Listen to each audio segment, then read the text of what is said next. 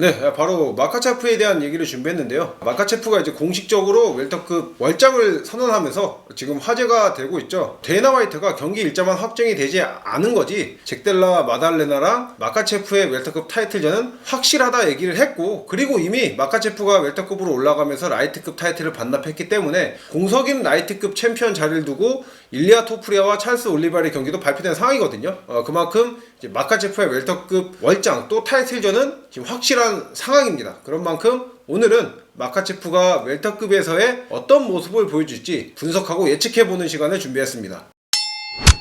마카체프가 지금 현재 파운드 포 파운드 1위로 자리매김할 수 있는, 유지할 수 있는 가장 큰 요인, 강점은 결국에 그래플링이죠. 이 그래플링 스킬 같은 경우에는 웰터급에서도 당연히 마카체프보다 우위 있는 선수를 찾기가 어렵습니다. 마카체프의 그나마 대항마로 좀 볼 수 있는, 그래플링 영역에 있어서 대항마로 볼 수 있는 웰터급 선수가 바로 이 션 브래드인데, 그래도 좀 결이 다르죠. 션 브래드 같은 경우에는 강력한 근력과 완력으로 그래플링 영역에서 상대방을 꾹 지그시 눌러놓는 게 강점이라고 하면은, 마카체프 같은 경우에는 뭐 이렇게 눌러놓는 것도 뛰어나고 일부러 스크램블 상황 유도해서 여기서 뭐 서브미션 캐치, 여기에 뭐 타격과 그래플링 연계, 또 그래플링과 타격 연계, 이런 전반적인 그래플링 스킬을 보면은 마카체프가 션브레디보다 스킬적인 측면에서 뛰어납니다. 그런 만큼 그래플링 영역만큼은 마카체프가 웰터급에서도 강점이다, 이렇게 평가를 합니다.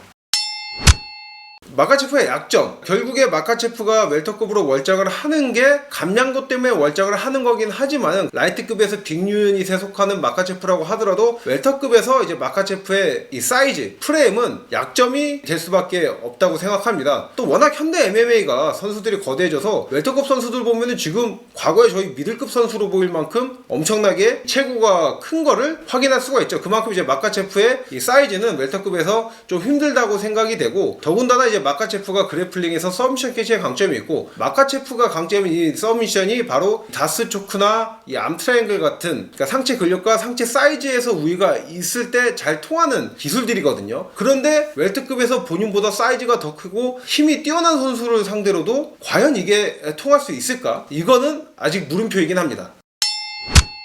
바로 이 업적적인 측면에서는 충분히 기회가 되죠. 마카체프가 모이카노를 꺾으면서 라이트급 4차방으로 UFC 역사상, UFC 라이트급 역사상 가장 많은 타이틀 방어 기록을 세우기는 했지만은, 뭔가 라이트급의 올타임 넘버원 이 하빕 누르마고메도프의 그림자를 벗어났다, 이렇게 평가받기에는 약간 부족한 게 사실입니다. 만약에 4차 방어전 상대가 모이카노가 아니라 원래대로 사라키아나 상대로 해서 이겼다면은 이 4차 방어가 더 대단하게 느껴질 텐데, 아무래도 모이카노로 이제 변경된 선수를 상대한 게 그렇게 평가받는 이유 중 하나이기도 하죠. 그런데 만약에 마카체프가 웰터급으로 월장을 해서 그 챔피언전에서 승리하면서 타이틀을 따낸다, 이러면은 본인의 멘토이자 거의 친형이나 다름없는 하빕도 이루지 못한 두체급 챔피언 기록을 세우게 되는 거고요. 그리고 현재 마카체프가 UFC에서 15연승으로 UFC 역사상 최다 연승 2위에 올라서 있거든요. 그런데 여기서 1승을 추가하게 되면 UFC에서 16연승으로 UFC의 레전드 중 한 명인 앤더슨 실바와 공동인 16연승으로 UFC 역사상 전체급 통틀어서 최다 연승 공동 1위에 올라서게 됩니다. 두 체급 챔피언의 최다 연승 1위까지. 이렇게 되면은 뭐 라이트급뿐만 아니라 MMA 역사상 최고 중 한 명으로 평가를 받고 하빕의 그림자를 벗어날 수 있는 기회인 것은 분명합니다.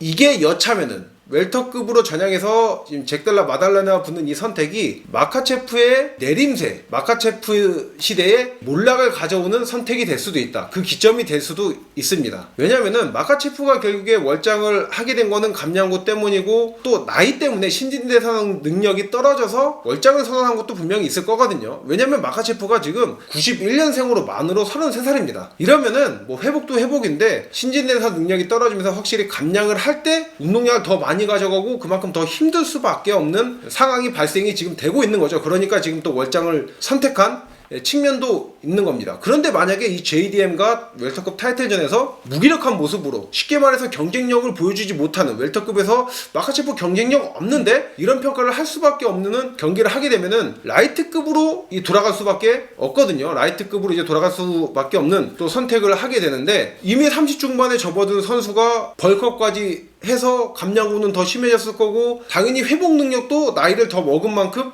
더딜 수밖에 없거든요. 회복 능력도 떨어질 수밖에 없는데, 라이트급으로 다시 돌아간다 한들 예전 경기력을 보여주기는 어렵거든요. 이런 여러 가지 어려움이 중첩이 되면서 이 마카체프의 시대의 종식을 알리는 또 선택이 될 수도 있다고 생각을 하고요. 이제 외적으로 마카체프가 염려되는 부분을 하나 꼽자면은 바로 이 벌컵입니다.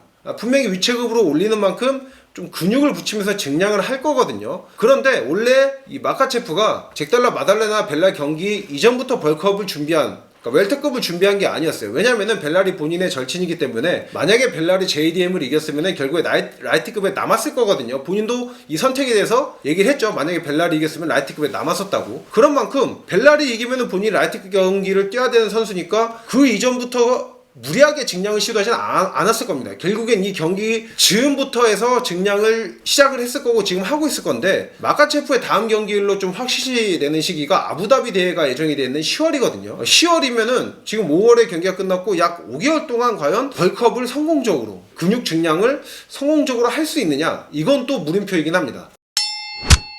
또 여기서 중요한 게, 만약에 마카체프가 JDM을 이긴다고 하더라도 장기 집권까지 가능할까? 이게 또 중요한 부분인데, 저는 마카체프가 JDM을 이기더라도 장기 집권은 좀 어렵다고 봅니다. 왜냐면 지금 경쟁자들이 마카체프와 상성이 너무 안 좋아요. 션브레디, 이안게리, 샤브카 라모노프, 그리고 미들급에서 웰터급으로 체급을 내려서 좋은 모습을 보여주고 있는 와킨 버클리까지 저는 이 마카체프가 상성이 좀 안 좋다고 보거든요. 그래서 저는 마카체프가 JDM과의 경기에서 승리를 한다면은 은퇴를 하는 게 가장 현명한 판단이지 않을까라고 봅니다.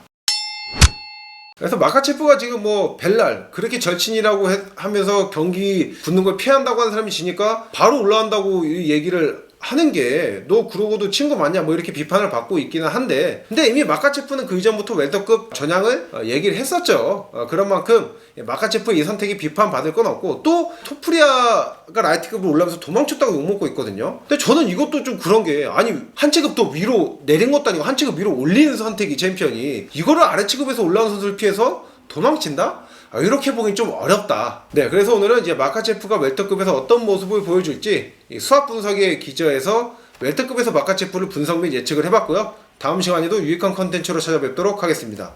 렛츠 댄스!